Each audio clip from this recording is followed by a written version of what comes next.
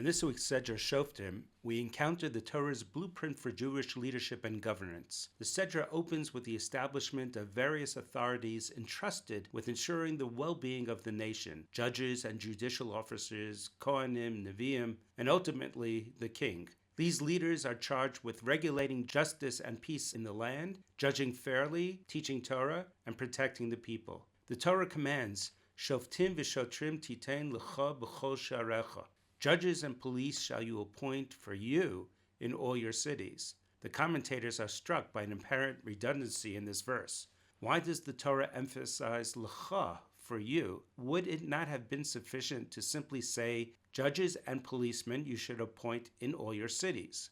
The answer reveals a profound insight into human nature. The Torah anticipates an all too common attitude we hear expressed today. I don't need any rabbanim. No shoftim, no shotrim. Perhaps these institutions are necessary for others, but not for me. After all, I'm an honest, good, pious Jew, perhaps even a lamdan. I don't need drushes or shiurim. Let the simple, ignorant masses rely on the rabbanim and the entire apparatus of organized community life. By stating titen lecha, for you, the Torah emphasized that this system of authority applies to every Jew, without distinction of lineage, position, wealth, or scholarship. Whether poor or rich, exceptional or ordinary, we all need the framework of communal leadership and accountability. This message resonates powerfully when we consider the lessons of Sefer Shoftim, the Book of Judges. The tragic story of the Pelegish Begiva that ultimately splintered the Jewish nation serves as a stark warning about the consequences of anarchy and chaos. The concluding words of that sefer capture the essence of societal breakdown. Ish hayashar be'einav ya'aseh. Everyone did as he saw fit. When individual judgment supersedes communal authority and divine law, the result is not freedom, but destruction. The very existence of Sefer Shoftim testifies to this truth. The repeated refrain throughout that period, in those days there was no king in Israel, explains the root cause of the dysfunction. This observation reveals something fascinating about the Jewish character. We are, by nature, monarchist. We relate differently to a king than to other forms of leadership. Our parables speak of kings and the sons of kings. A groom is compared to a king, and on Pesach night, every Jew feels like royalty, like a king at the Seder table. Yet the Torah itself presents us with a complex picture of monarchy. While we may dream of the dignity and order that kingship can provide, our historical experience with kings was ultimately disappointing. The Midrash Rabbah on Shoftim offers a sobering assessment. See what the kings have done. Shaul brought about a downfall by Har Gilboa. David brought on a plague. Achav brought about a drought in the land.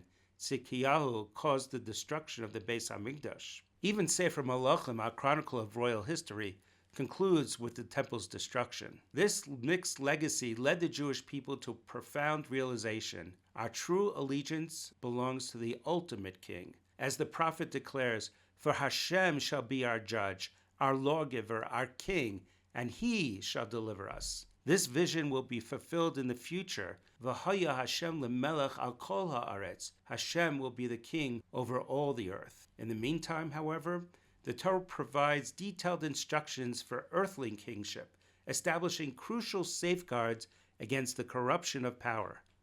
Unlike other nations where kings appoint judges and clergy, in the Jewish system, the process is reversed. The king is selected by the sages of the Sanhedrin and confirmed by the word of the Navi. The Torah mandates specific requirements for the king, most notably the obligation to write a second Sefer Torah immediately upon ascending the throne. This second Torah had to be transcribed by the king from the Torah of HaKohanim HaLeviim. This raises an intriguing question. Since the king already possessed one kosher Sefer Torah like every Jew, why couldn't he simply copy from his existing Torah? Why did the Torah specifically require him to transcribe from the Sefer Torah of HaKohanim HaLeviim? And why specifically HaKohanim HaLeviim? The answer strikes at the heart of leadership accountability. This requirement was designed to prevent the king from interpreting the Torah according to his personal interest or political convenience. Instead, he he was bound to follow the Masorah, the authentic tradition transmitted through HaKohanim HaLeviim, those dedicated to holy service. Certainly, Yanai HaMelech dutifully carried his Sefer Torah as required. Nevertheless, he became a Tzedoki and brought misfortune upon the nation when he departed from the Masorah.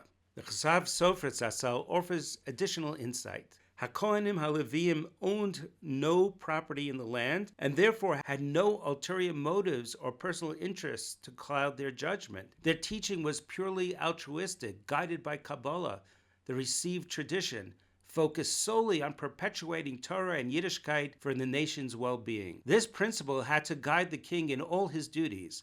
Rather than governing from private concerns, he was obligated to work for the benefit of Eretz Yisrael, Torah, the nation, and the glory of Hashem. The model for such leadership remains David HaMelech. Throughout the generations, Jews have adopted his emblem, the six-pointed star, the Magen David, as our symbol. While the most familiar explanation sees the 6 points representing Hashem's dominion in all directions, heaven above, earth below, and the 4 corners of the earth, as well as the 6 words of Shema and the 6 words of Baruch Shem Kvod Malchuso Le'olam V'ed, the Shachan Torah offers a different perspective. According to his interpretation, the Magen David represents the 6 cities of refuge, the Arei Miklat, those unique havens established to protect someone who unintentionally caused another's death. As we read in today's Sedra, you shall separate 3 cities for yourselves in the midst of your land, in addition to the 3 cities in Transjordan. The objective was revolutionary,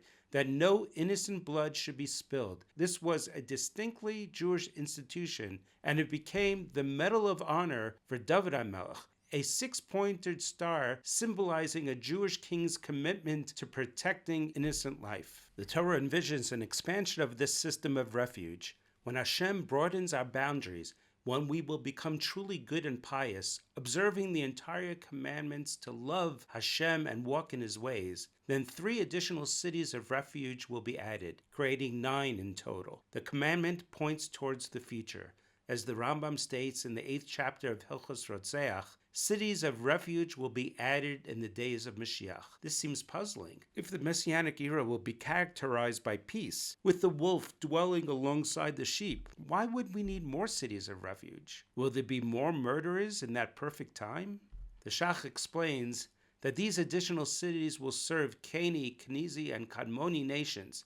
Even Ammon, Moab, and Esav will join in the commitment to protect innocent blood. This brings us to the ultimate question. When will Mashiach arrive? The answer emerges from our Sedra's central theme. While the world dreams of utopia, we Jews await the Geula, the redemption. Mashiach will come when Jewish blood is no longer hefker, when Jewish lives matter, when Jewish blood is no longer spilled with impunity by the nations of the world. That will signal the arrival of the time when Hashem will be king over all the earth. V'haya Hashem lemelech al kol haaretz. Shabbat shalom.